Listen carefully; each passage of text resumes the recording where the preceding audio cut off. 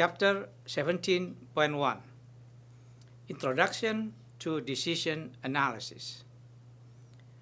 Mellon's production decision is a classic scenario known as the newborn problem.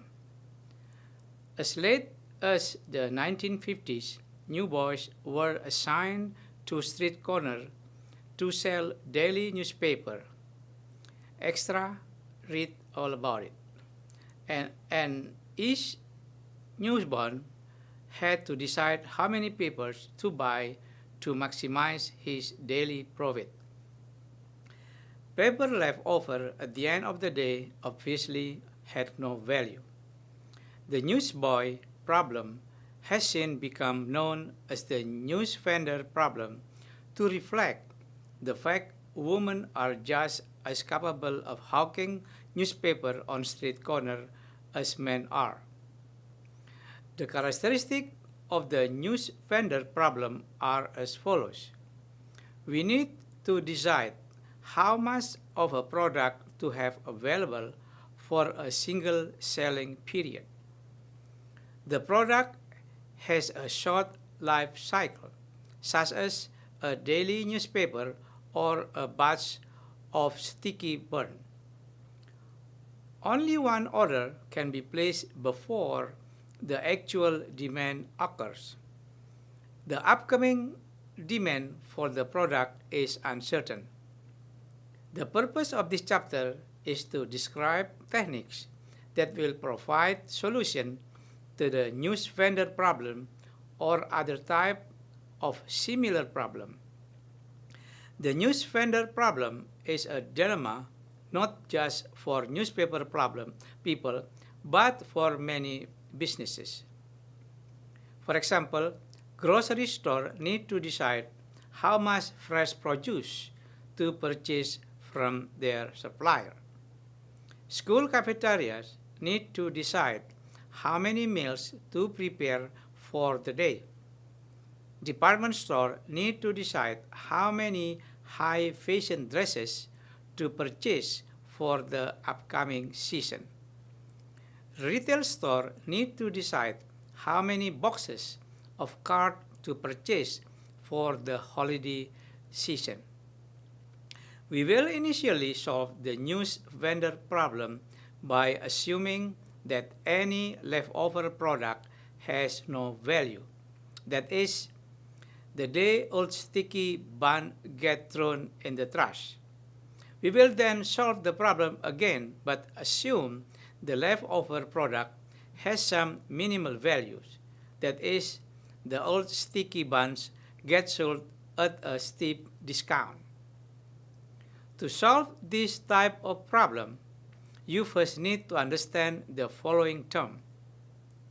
Alternatives are the choices available to the decision maker. The alternative for the owner of melons are the various number of sticky buns to consider baking for a given day. States of nature are the future conditions that will occur regardless of any decision made. The state of nature for melons are the various levels of demand that can occur for sticky bun.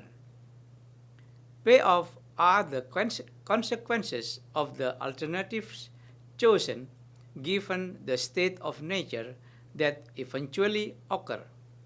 For example, assume we bake 20 dozen sticky bun and the daily demand turn out to be 16 dozen. The payoff would be the profit or loss for that business day. 17.2 Constructing a decision table.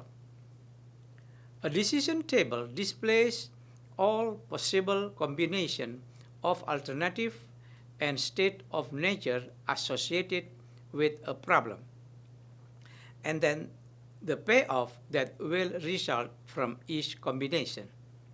The convention that we'll use in this chapter is to place the alternative in the rows and state of the nature in the columns of the decision table.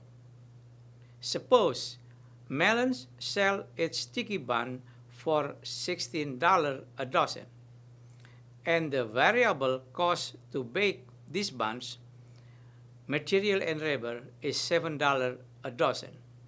Let's assume that the possible demand level for the day are 20, 40, and 60 dozen buns.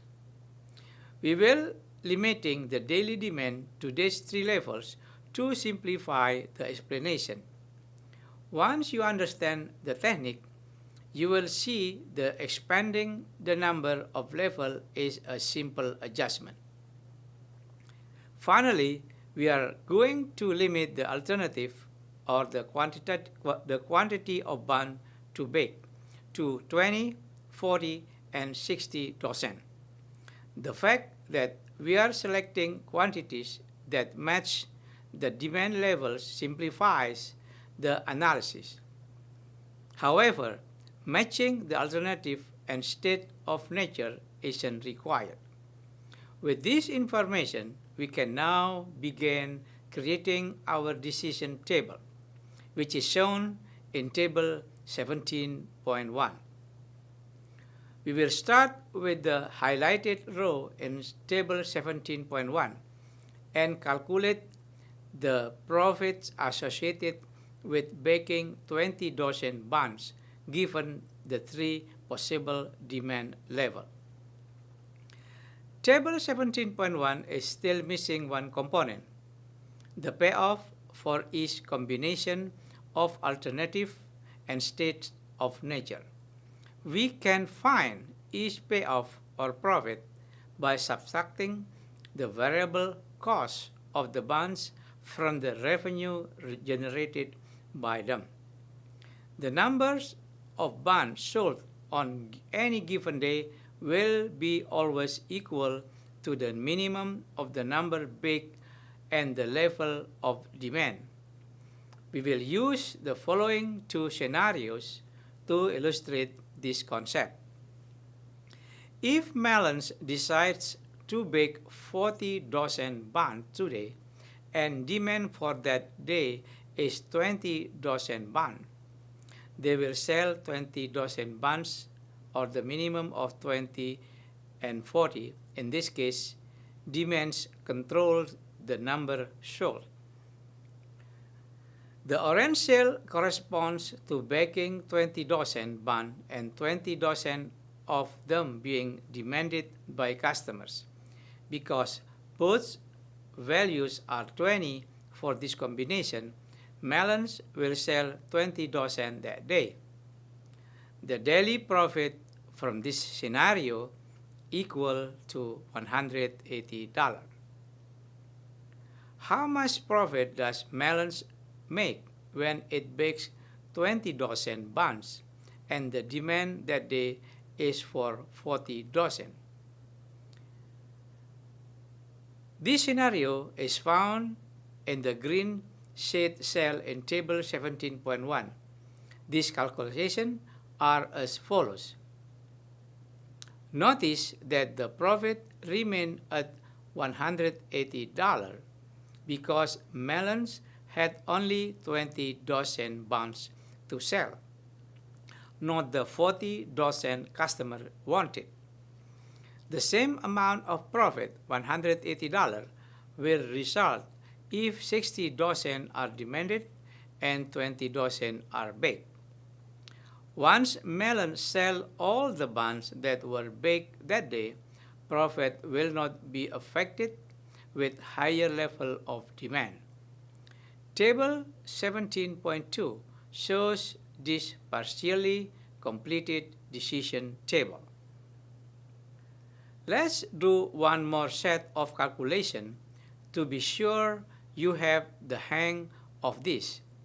The yellow shaded cell in Table 17.2 corresponds to baking 40 dozen buns and then experiencing a daily demand of 20 dozen.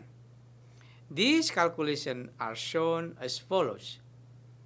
In these scenarios, Melons has 20 dozen buns unsold at the end of the day after selling 20 dozen during the day, resulting in a profit of $40. For this example, we are assuming that leftover buns have no value. A little later in chapter, we'll address an example that includes leftover value. Table 17.3 shows final decision table for melons. Thank you.